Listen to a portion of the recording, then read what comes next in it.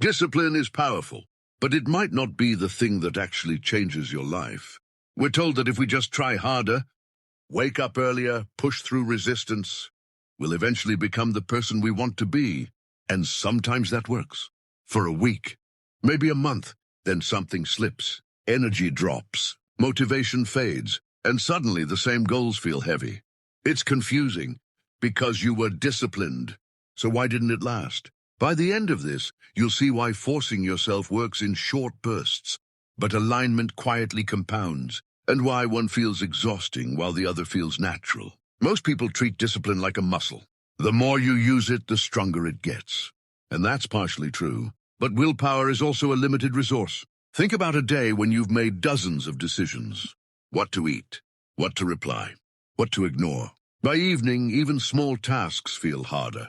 That's not laziness. It's cognitive fatigue. When you rely only on effort, every action becomes a negotiation with yourself. Should I do this? Do I feel like it? That constant internal debate drains energy. Alignment works differently. Instead of fighting your impulses, you design your life so the right action feels normal. Not heroic, just obvious. There's a difference between identity and effort.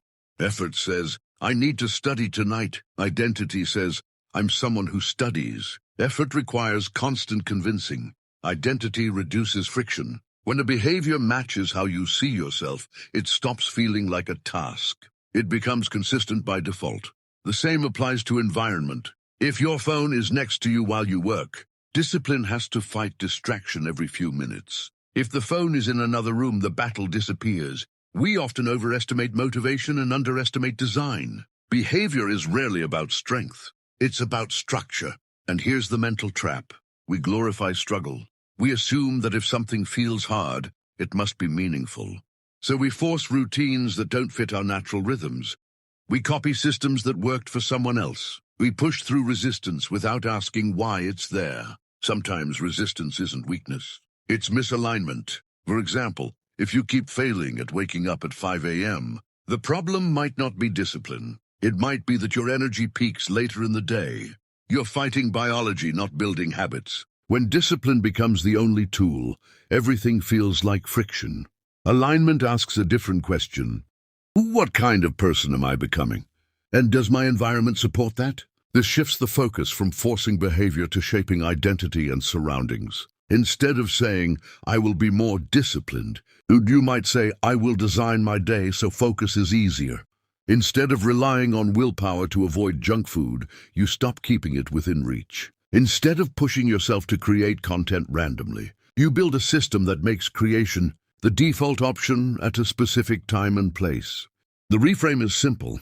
Discipline is a spark. Alignment is the engine. Use discipline to start, but don't depend on it to sustain. If something constantly requires extreme effort, it's worth asking whether the structure is wrong. Because when your identity, environment, and goals point in the same direction, progress stops feeling dramatic.